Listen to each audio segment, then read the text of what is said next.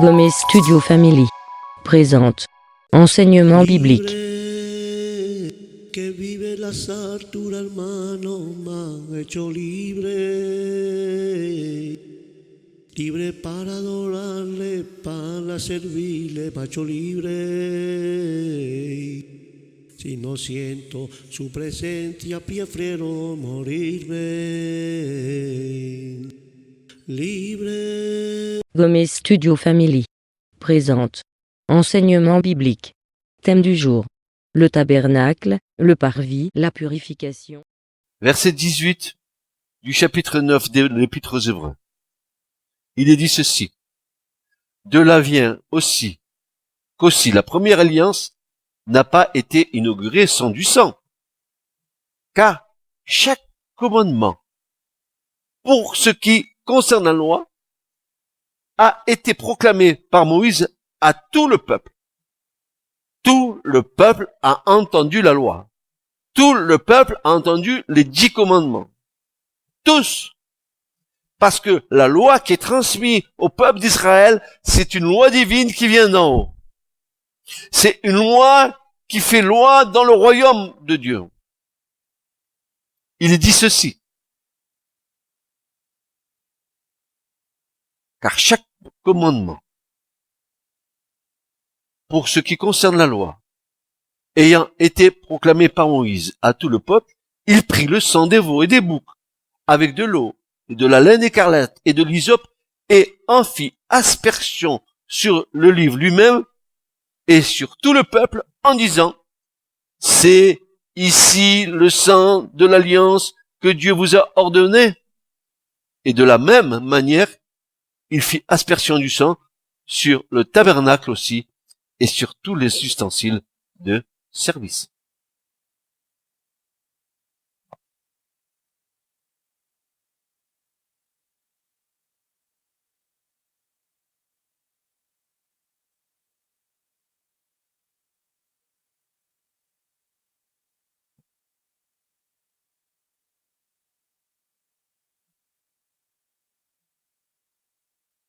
La loi est donc nécessaire pour le fonctionnement du parvis.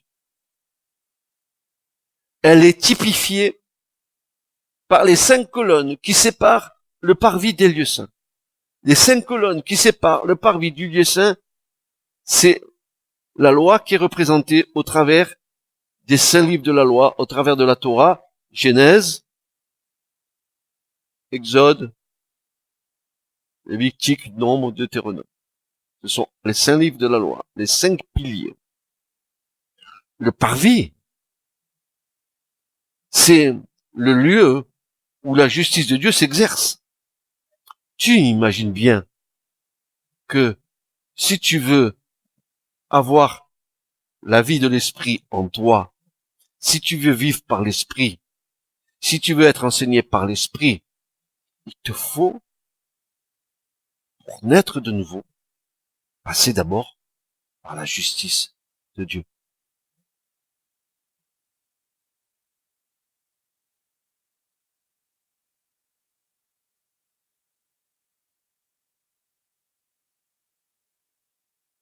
Souvenons-nous que ces mêmes colonnes étaient de bois de sittim, couvertes d'or, avec des bases d'airain.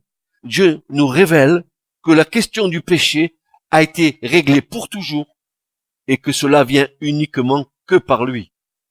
Nous pouvons pénétrer sans crainte dans le lieu saint désormais. Sans la loi, je le dis bien, sans la loi, le tabernacle n'avait aucune raison d'exister. Parce que si la loi te condamnait, il fallait bien qu'il y ait le moyen pour que tu sois pardonné. Et le pardon, c'était l'autel. C'était la croix. Va pousser un cri, et je le vois pousser le cri à Paul.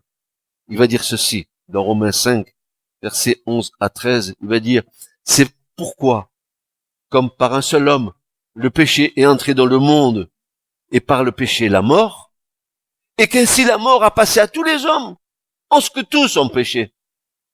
Car, jusqu'à la loi, le péché était dans le monde, mais le péché n'est pas pris en compte quand il n'y a pas de loi. Donc, il fallait que la loi soit donnée afin que l'homme sache ce qu'est le péché sous le regard de Dieu.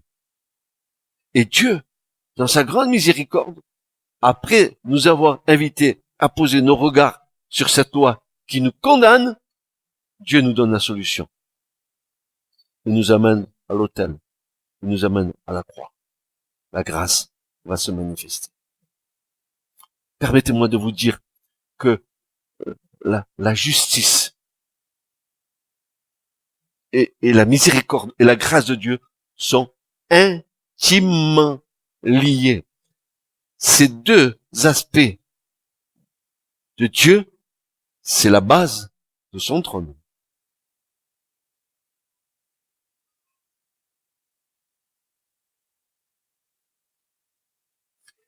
Ces éléments de culte, l'autel, la cuve, etc., ne pouvaient fonctionner comme éléments de justice sans le sceau du sang garantissant que la justice de Dieu était pleinement satisfaite. L'autel n'aurait aucune valeur si le sang n'avait pas coulé. La cuve des reins n'a aucune valeur si elle n'avait pas été aspergée de sang et ointe d'huile, comme l'autel, comme le chandelier, comme la table des pains de proposition, comme l'autel des parfums, comme l'arche de l'alliance.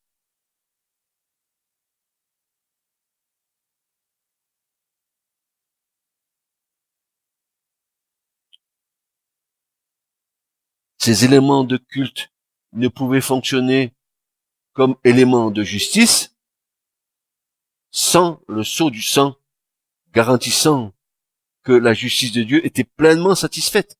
Il devait être introduit dans le tabernacle, ces éléments du culte scellés par le sang. Alors seulement le sang du sacrifice était efficace. La loi, les 10 paroles, devaient être absolument données à l'homme comme révélateur du péché. Car sans la loi, l'homme ignorait sa transgression envers Dieu. Sa conscience n'était alors qu'un révélateur de son mal de vivre. Maintenant, la loi en donnait la raison. Voilà, tu vis mal parce que c'est ça. Hein, tu vis mal parce que c'est ça. Tu as transgressé la loi. Tu as menti, tu as volé, tu as triché, tu as fait l'adultère, etc. Maintenant, tu as des raisons de savoir pourquoi. Mais sans la loi, la conscience était le révélateur de ton mal de vivre, mais elle n'avait aucun pouvoir de quoi que ce soit pour être pardonné. C'est pour ça que la conscience a toujours été quelque chose qui a mal mis à l'aise l'homme. L'homme, il fait tout quand il est sans Dieu pour étouffer sa conscience. Tout le mal qu'il le fait, il le sait. Mais il l'enfouit au fond de lui-même. Il étouffe sa conscience. Il étouffe. La conscience n'était qu'un révélateur de son mal de vivre, mais il n'avait pas le remède. Le remède, c'est la loi qui vient te révéler ce en quoi tu as péché. Et alors, le sang est efficace. Le sang de la croix, le sang de l'agneau. Voici l'agneau de Dieu qui ôte le péché du monde. Ce sang-là est capable de te purifier.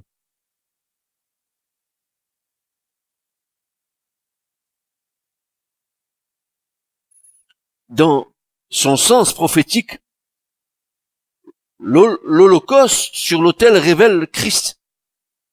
Il représente Christ dans sa parfaite consécration et dans le don total de lui-même à Dieu. Quand bien même l'expiation est clairement exprimée dans l'Holocauste, elle n'en est pas pour autant la caractéristique essentielle. Je voudrais partager avec vous quelque chose pour vous bien que nous comprenions, n'est-ce pas, que en dehors de la notion du péché qui est ôté, Christ est venu accomplir autre chose qui va donner à cette œuvre une dimension universelle.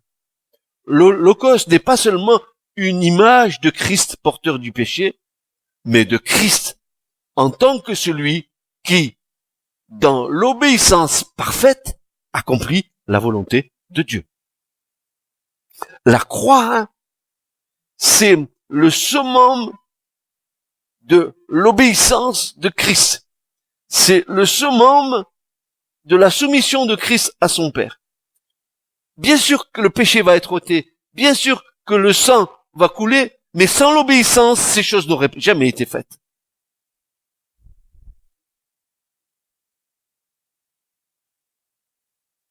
Christ avait constamment cette obéissance parfaite devant ses yeux. Voici ce que Jésus déclarait. Écoutez bien la parole comme elle est belle. Je suis descendu du ciel pour faire non pas ma volonté, mais la volonté de celui qui m'a envoyé. Mais quelle était la volonté de celui qui l'a envoyé? Mais on va le voir. Toute l'œuvre d'expiation, Christ la comprenait comme l'exécution obéissante d'un ordre divin. Il obéissait à son Père. La parole de l'Épître aux Hébreux, dans le chapitre 10 et le verset 5 à 8, est parfaitement claire. Hébreux 10, versets 5 à 8. Cette parole est parfaitement claire. Nous lisons.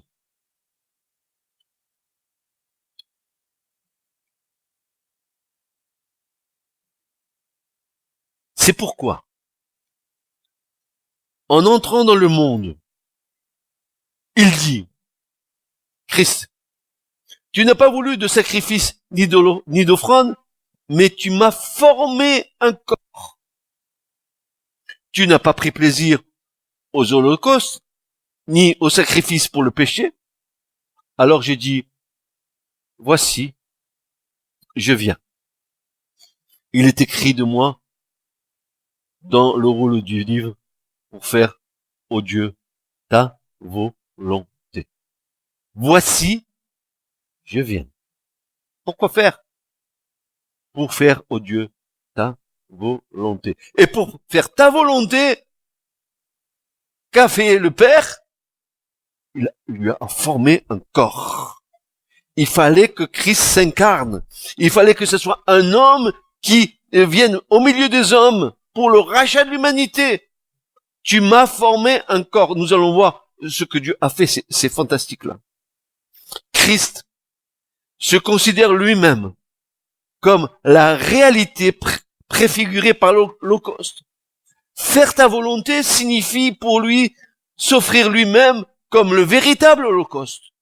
Ce que Dieu l'avait mis en état de faire en lui formant un corps. Il lui a formé un corps pour Christ aille à la croix comme un holocauste, comme un sacrifice. Il lui a formé un corps pour aller se faire sacrifier à la croix en versant son sang pour que la justice de Dieu soit satisfaite, pour que la loi de Dieu soit satisfaite, pour que l'alliance de Dieu soit satisfaite. Christ, il n'est pas venu simplement porter nos péchés et ôter notre péché, il est venu accomplir toute la volonté du Père.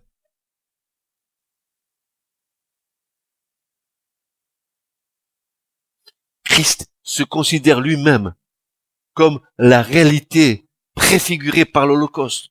Faire ta volonté signifie pour lui s'offrir lui-même comme le véritable Holocauste, ce que Dieu l'avait mis en état de faire en lui formant un corps. L'offrande du corps de Jésus, c'est ça l'Holocauste. L'offrande du corps de Jésus à la croix, c'est l'offrande de l'agneau que l'Israélite va mettre sur l'autel des holocaustes en l'égorgeant, en le sacrifiant pour ses péchés. C'est exactement pareil. C'est exactement pareil. C'est exactement pareil. Pareil. Ces paroles annonçaient l'accomplissement du dessein tenu caché de toute éternité. Christ était sur le point de visiter notre monde et s'incarner. Tu m'as formé un corps, dira-t-il. Pourquoi? Né d'une vierge, par le Saint-Esprit. La chose est sainte, elle paraît. Et la destination de cette œuvre, de cet enfant qui naît, il a la destination, il la sait, il la connaît. C'est Golgotha et c'est la croix. Et tout son ministère va être pointé vers là. Il n'avait qu'un but, de faire la volonté du Père. Il n'avait qu'un but, de sauver la création que nous sommes. Il n'avait qu'un but, d'ôter le péché de nos vies. Il n'avait qu'un but, parce qu'il nous aimait, de nous sauver.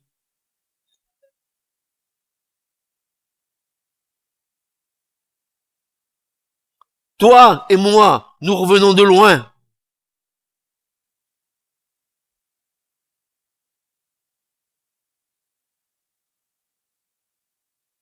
De très loin.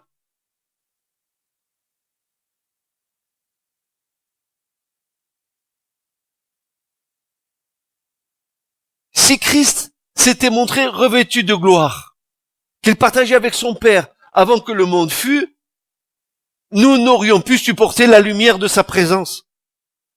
S'il était venu en tant que Dieu, impossible. Jean, il l'a vu glorifié dans l'Apocalypse. Il est tombé raide, mort. Qui pourrait soutenir la présence de Dieu?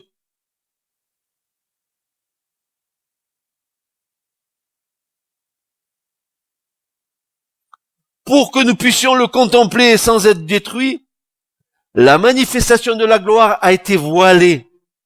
Voilée. Christ, la divinité s'est cachée dans l'humanité. Elle s'est cachée afin de ne pas nous détruire, afin que l'homme voie Dieu fait chair.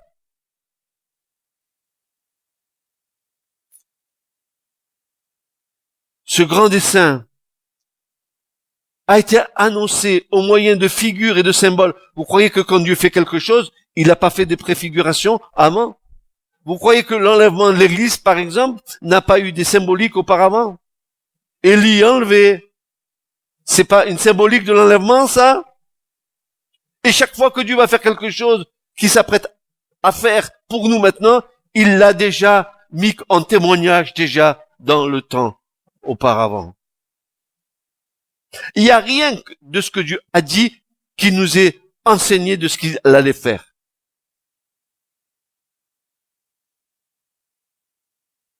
Ce grand dessein a été annoncé au moyen de figures et de symboles. Le buisson ardent dans lequel le Christ se montra à Moïse, faisant connaître Dieu. Le symbole choisi pour représenter la divinité était un simple buisson, n'ayant rien d'attrayant.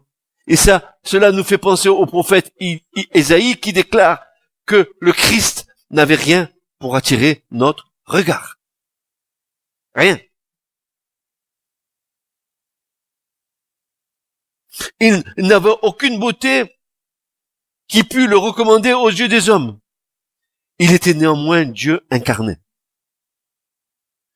Lumière du ciel et de la terre. Sa gloire était voilée, sa grandeur et sa majesté étaient cachées pour lui permettre de s'approcher des hommes affligés et tentés. Sinon, demandez à Moïse, quand il lui a dit « Montre-moi ta gloire », et vous allez voir que Moïse, il est sorti de l'affaire. Si Dieu ne met pas la main, Moïse, il est détruit. Et pendant des jours et des jours et des jours, Moïse, il était rouge de la gloire de Dieu. Il avait un voile sur lui, tellement qu'il était lumineux. Lumineux. Dieu est lumière.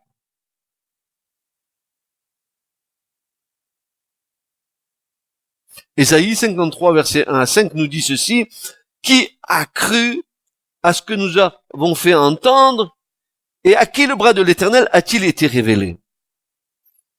Il montra devant lui comme un rejeton, et comme une racine sortant d'une terre aride. Voilà comment Jésus est sorti. Il n'avait rien pour attirer notre regard. D'ailleurs, le tabernacle, il n'a rien pour attirer le regard. Tout le tabernacle, tout là où il y a la présence de Dieu, dans le lieu très saint et le lieu saint, le tabernacle lui-même, où il y a la présence de Dieu, c'est des peaux de dauphin, c'est gris, c'est pas beau, mais dedans, en lui, était toute la plénitude de la divinité corporellement, dira Paul. En Christ, il n'avait rien pour attirer notre regard, mais en lui, comment pouvait-il guérir les malades, ressusciter les morts? Comment pouvait-il faire cela si la présence du Père n'était pas en lui?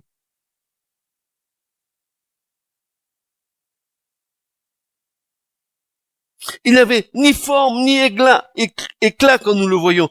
Il n'a point d'apparence en lui pour nous le faire désirer. Mais Jésus, c'était un brave juif, brun, et non, c'était pas un blanc avec des yeux bleus, hein. Certainement pas. C'était il est né d'une mère lévite, il est né vraiment dans la nation juive. Les juifs, c'est un peu comme les Espagnols, hein. Moreno, les yeux marrons, c'est un juif.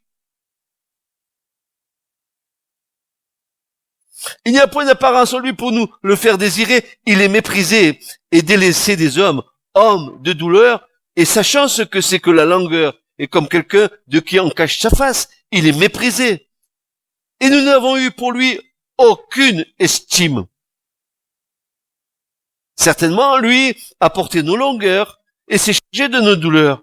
Et nous, bonnes d'imbéciles que nous sommes, nous l'avons estimé, battu, frappé de Dieu. Et affligé. Mais, il a été blessé pour nos transgressions, il a été meurtri pour nos iniquités, et le châtiment de notre paix a été sur lui, et par ses meurtrissures, nous sommes guéris.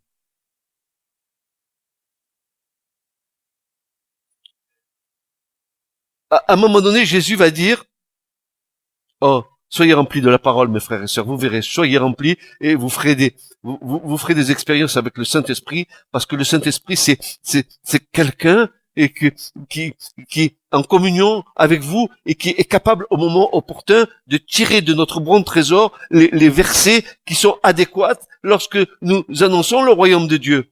Et c'est ce que Jésus a dit dans l'évangile de Luc, il va dire que je suis à l'étroit dans cette tente. Le Dieu qui remplit l'univers, il était à l'étroit dans un corps d'homme. Il est venu pour quoi faire?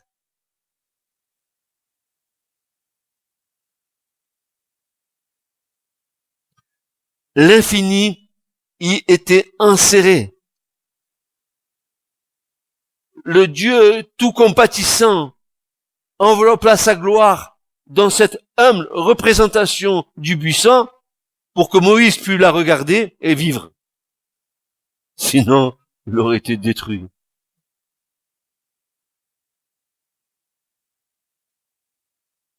C'est ainsi que le Christ allait venir, semblable aux hommes, pour transformer notre corps avili.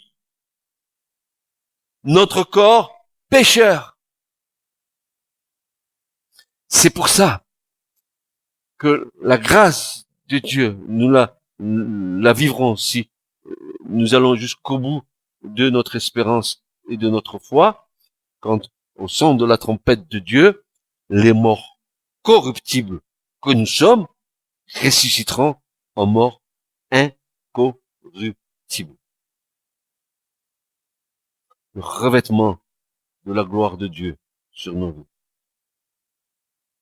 Vous croyez que je suis en train d'enseigner des enseignements métaphysiques, philosophiques, que je suis en train de vous dire des belles choses, etc. Non, je suis en train de vous dire une vérité que vous devez avoir au fond de votre cœur, parce que ça, c'est la vérité.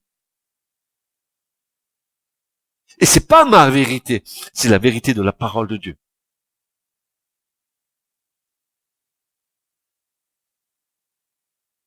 C'est ainsi que Christ allait venir semblable aux hommes pour transformer notre corps avili. Et vous trouverez ça dans les Philippiens au chapitre 3 et au verset 21. Peut-être que c'est bien de le lire. où il dit ceci, à partir du verset 20, car notre bourgeoisie, c'est-à-dire notre patrie, est dans les cieux. Notre patrie est dans les cieux, d'où aussi nous attendons le Seigneur Jésus-Christ comme sauveur, qu'est-ce qu'il fera? Qu'est-ce qu'il fera? Qui transformera le corps de notre abaissement en la conformité du corps de sa gloire, selon l'opération de ce pouvoir qu'il a de s'assujettir même toute chose.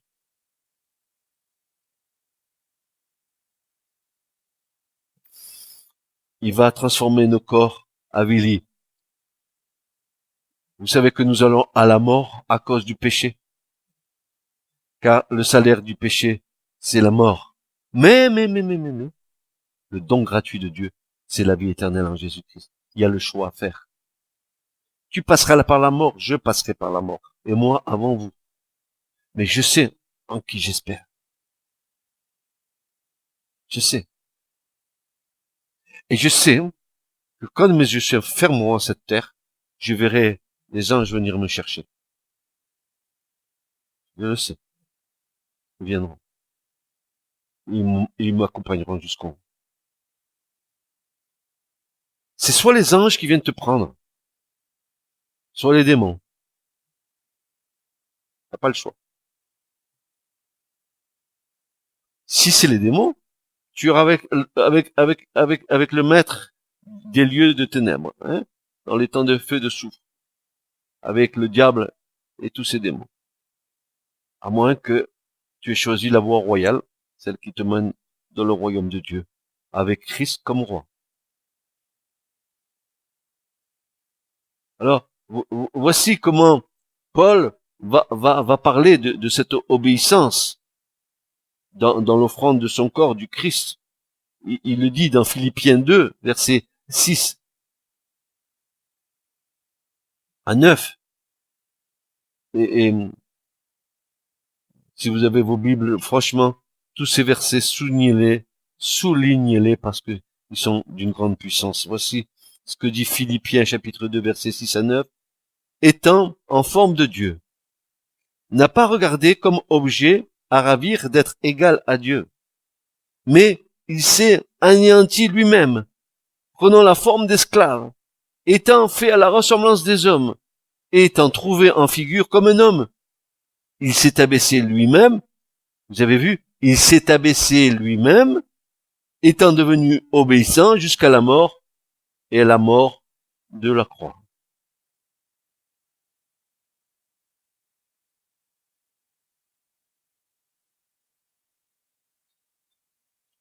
Vous avez bien compris, il s'est anéanti, il s'est abaissé lui-même. Alors il y en avait un qui avait dit autre chose, c'était Lucifer qui avait dit « J'élèverai mon trône au-dessus des étoiles de Dieu ». Lui, il voulait pas s'anéantir. Monter plus haut, plus haut, plus haut. Je serai semblable au Très-Haut. Ésaïe 14, versets 13 à 15. Mais le Christ, dont la condition était celle de Dieu, n'a pas estimé comme une proie à arracher d'être égal à Dieu. Mais il s'est anéanti. Il s'est abaissé. Il a pris la forme d'esclave. Je viens, oh Dieu, pour faire toute ta volonté. Tu n'as vu ni offrande, ni sacrifice, ni holocauste, mais tu m'as formé un corps. Et je dis, me voici, envoie-moi.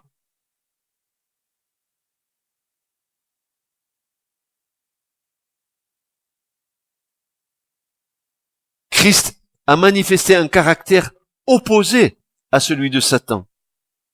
Mais il est descendu plus bas sur le sentier de l'humiliation, alors que Satan, il voulait monter plus haut, lui. Mais Christ, lui, est descendu plus bas. Après s'être trouvé dans la situation d'un homme, il s'est abaissé lui-même en devenant obéissant jusqu'à la mort et la mort de la croix. Il a été meurtri à cause de nos péchés, brisé à cause de nos iniquités, et le châtiment qui nous donne la paix est tombé sur lui.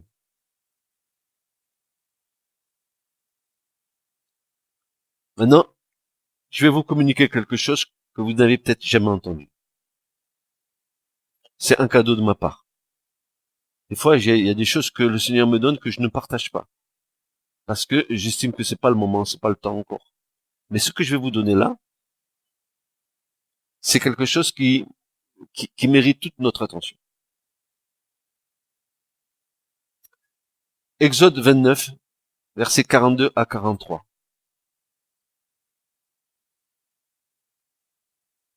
Et nous allons lire lentement ce verset.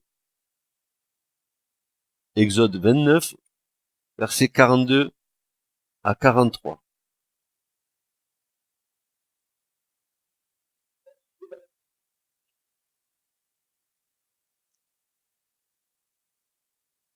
C'est Dieu qui parle à Moïse. Il va lui dire ceci. Ce sera l'holocauste continuel. Et si vous regardez le mot en hébreu tamid, c'est plutôt l'holocauste perpétuel. En vos générations, à l'entrée de la tente de destination devant l'Éternel, et regardez bien ce qu'il est dit là, où je me rencontrerai avec vous pour y parler avec toi. Je me rencontrerai moi-même avec vous pour y parler avec toi.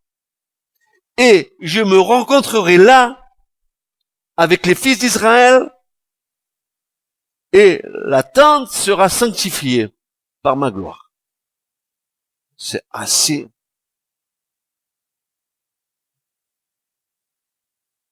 Quel drôle de verset. Dieu qui veut se rencontrer lui-même. Je me rencontrerai avec vous. Je me rencontrerai là, avec nous. À nouveau, à l'occasion de l'institution de l'Holocauste continuel en vos générations, l'Éternel dit à Moïse qu'il se rencontrerait avec lui-même pour parler avec son serviteur. Eh bien alors, c'est une drôle de surprise. Dieu il parle tout seul, Dieu. Qu'est-ce que ça veut dire?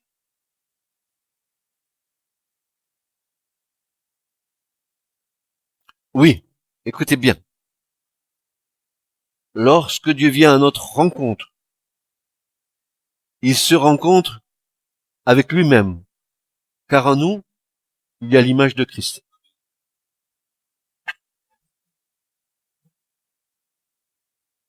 Christ étant l'image du Dieu invisible, l'empreinte de sa substance et le resplendissement de sa gloire. Hébreux 1, versets 2 et 3.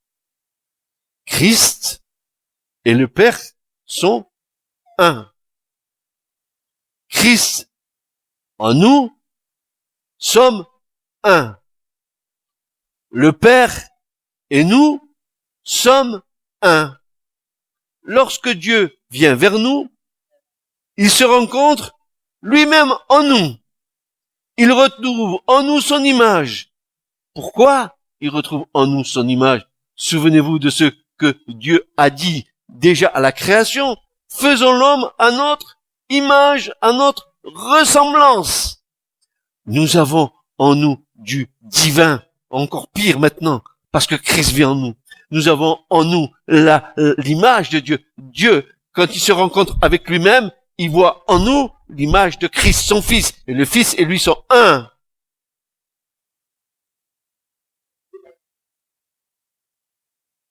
C'est dans cet aspect particulier de l'Holocauste perpétuel que Dieu se retrouve lui-même en nous.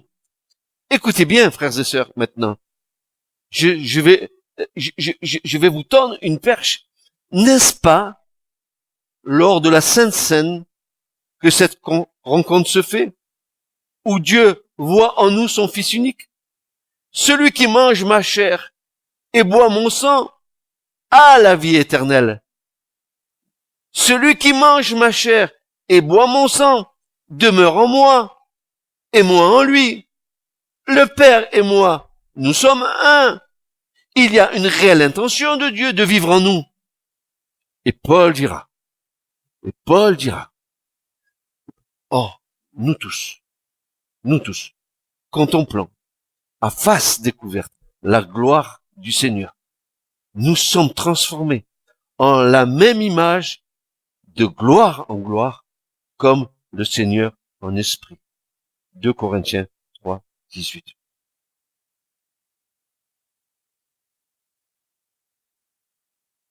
Dieu se rencontre avec nous dans la Sainte Seine.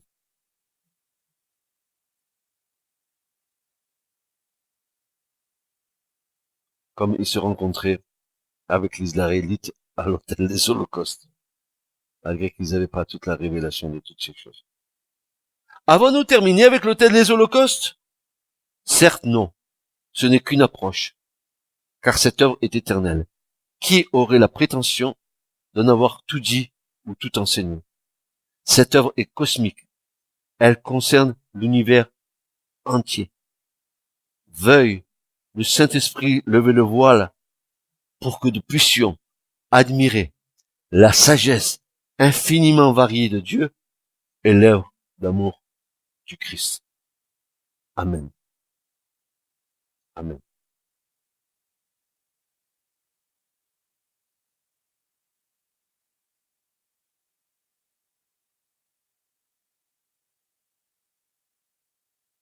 Qui est suffisant pour parler de ces choses, Seigneur. Pardonne-moi. Pardonne-moi. Je sais que celui qui enseignera sera d'autant plus responsable devant toi de ce qu'il aura enseigné à ceux qui l'auront écouté. Et je sais quel poids est sur mes épaules. Aussi ce soir, Seigneur, j'ai donné mon cœur, j'ai donné ma vie à cet enseignement. J'ai voulu te glorifier à toi seul, Seigneur, pas à moi, non pas à l'homme, mais comme dit le psalmiste, à ton nom, donne gloire, Seigneur. Que sommes-nous, nous? Rien. Tu nous as fait la grâce de comprendre. Tu as distillé la parole de vie en nous. Tu as déposé en nous des trésors. Et nous sommes, nous, responsables des trésors que tu as posés en nous. Car notre capacité vient de toi. Les talents que tu nous as donnés viennent de toi. Nous voulons les faire fructifier. Nous voulons arroser les âmes. Car l'âme arrosée elle arrosera elle-même. Que ce que nous avons entendu puisse être communiqué à ceux qui s'approcheront de nous. Oh mon Dieu. Nous te rendons gloire ce soir. Nous avons des cheminements différents, des vies différentes. Mais nous avons le même Seigneur. Nous avons la même grâce. Nous avons le même esprit. Oh Seigneur mon Dieu, tiens-nous la main jusqu'au bout. Ne permets pas que nous dévions d'un seul pouce. Car le but est glorieux. De te voir face à face. Cette promesse, elle est dans mon cœur. Tu as dit, là où je suis, je veux que vous y soyez aussi. C'est l'espérance de mon cœur. De te voir face à face. De voir ton regard, Seigneur. Ce qui jaillit de ton regard. Dis que c'est comme des flammes de feu. Seigneur. Conduis-nous jusqu'au bout. Fortifie les faibles. Et que les forts soutiennent les faibles. Seigneur, que nous puissions avancer ensemble. Que nous ayons la joie, un jour que tu as fixé d'avance pour nous, de te rencontrer dans ton ciel de gloire. Nous prions pour nos familles, pour nos enfants, nos petits-enfants, nos parents, toute notre grande famille. Nous prions pour eux, pour ceux qui ne se sont pas tournés vers toi. Nous prions pour que tu les ramènes à la bergerie, Seigneur. Que tu les ramènes dans ta maison. Oh Seigneur, ne laisse pas se perdre. Tu as dit toi-même que tu allais chercher la brebis égarée. Beaucoup se sont égarés sur le chemin de la vie, sur le chemin de leur propre volonté. Seigneur, ramène-les. Ramène-les dans ta maison. Quand eux, il y ait cette parole du Fils prodige qui disait, j'étais mort. Voici, je suis revenu à la vie.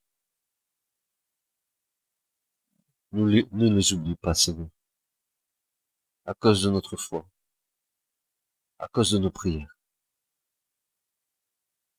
Fais-les rentrer dans ta bergerie. Dans le nom de Jésus, le Christ. Et pas ton cher Saint-Esprit. Attire-les à toi. Mon espèce perle. Amen. Amen.